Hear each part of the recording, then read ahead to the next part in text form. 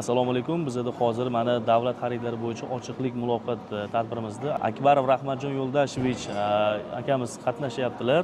Davlat xaridlarida ochiqlik, shaffoflik qay darajada hozir, nima deb o'ylaysiz? Hozirgi kunda davlat xaridlarida ochiqlik shaffof keltirilgan, chunki mexanizm yaratildi. Bu mexanizmga yana qo'shimcha mahalliy ishlab chiqaruvchilarni qo'llab-quvvatlash uchun o'z ekspertiza tomonidan mahalliy mahsulot uchun sertifikat beriladigan bo'ldi. Siz davlat xaridlaridan o'zi qatnashasiz, davlat xaridlarida, tenderlarda. Sizning yo'nalishingiz nima hozirgi paytda?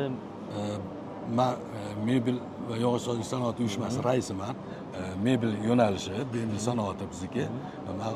Bugungi ochiq muloqotga mana shu mebelchi yog'ochsozlar, tadbirkorlar nomidan kelganman. Ularni bizga bergan taklif va muammolarni ko'targani. Bu tadbirkorlar hozirgi paytda nafaqat mebelda, balkim boshqa sohada ishlaydigan tadbirkorlar ham davlat xaridlarida qatnashsa, bu davlatimiz yaratib berayotgan imkoniyatlardan foydalansa, savdosiga ta'sir qiladimi? Bu oshishiga yordam beradimi? Chunki ko'pchilik kirganim bilan foydasi yo'q, davlat xaridlarida kelishilgan, shaffoflik yo'q, oldindan hamma narsa kelishilgan bo'ladi, ko'pchilik shunaqa deydi. Endi ochiq aytaman, bunda boyaga aytgan masalan uddabiron nima deydi, endi tadbirkor ham deb bo'lmaydi, o'rtakashlar bo'ladi. Bular juda moslashib olgan bo'ladi bu birja savdolariga, davlat xaridlariga-da. Ko'pincha o'zi ishlab chiqaruvchi tadbirkorlarni yo bilim salohiyati yetmaydi yoki vaqti yetmaydi bu o'sha jarayonlarda qatnashishga. Buni natijasida o'sha o'rtakashlar yutib olib, biron bir xaridni borib mana shu mahalliy o'sha ishlab chiqaruvchiga olib borib bajartiradi. Buni orqasidan narx ko'tarilishi mumkin, sifat yo'qolishi mumkin. Undan tashqari vaqtida bajarilmasligi, shunaqa ovoragarchiliklar ko'p edi, bo'lardi oldinlari. Bu narsalarni yo'qotish uchun davlatimiz mana shu prezidentimiz, hurmatli prezidentimiz ham shu narsalarga e'tibor beryaptilarki, shaffoflik bo'lsin, mahalliy ishlab chiqaruvchi qo'llab-quvvatlansin va buning uchun o'sha shaffof sistema, tizim yaratilsin. Buni natijasida tadbirkorlarimiz o'zlari qatnashib, daromadini oshiradigan bo'lsa, mana qarang, agar mebel sohasida gapiradigan bo'lsam, adashmasam 1 trillion 9 oyda davlat xaridlari amalga oshirilgan mebel sohasida. Mebel sohasini o'zida. Bu kichkina summa emas, to'g'ri, boshqa sohalarda undan ham ko'p.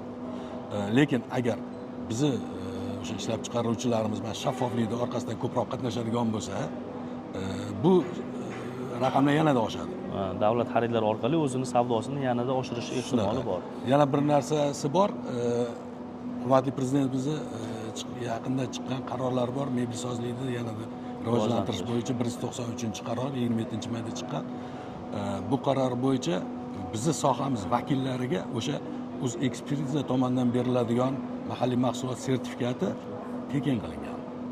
Mutlaqo bepulga qilingan. Mutlaqo bepul. Bu tadbirkorlarga aynan mebel sohasidagi juda bundan hozir 500 ga yaqin tadbirkorlarimiz, kompaniyalarimiz foydalanib 13 mingdan oshiq sertifikatlar berildi. Jarayon davom etyapti. Tushunarli. Hurmatli tadbirkorlar, bizani ko'rayotgan muxlislar, sizlar ham agarda o'zingizlarning savdolarni oshirmoqchi bo'lsanglar, mana davlat xaridlarida ancha ochiqlik, shaffoflik oldinga nisbatan ancha yanada yaxshilangan, oshirsa bo'ladi. Men o'ylaymanki, hozirgi mana rivojlanish darajamizni hamma ko'rib turibdi. Mana o'zingizlar ham guvohsizlar. Turizm bo'ladimi, boshqa yo'nalishlar bo'ladimi, qurilishlarimiz ko'p. Masalan, biz sohadan kelib chiqadigan bo'lsak, mebelga talab yanada oshyapti. Albatta. Uning ustiga har yili 1 milliondan oshib boryapti aholi sonimiz. Bu degani dunyo bozoriga chiqyapmiz o'sha. Shunaqa mebel tovarlariga masalan yanada oshib boradi talab.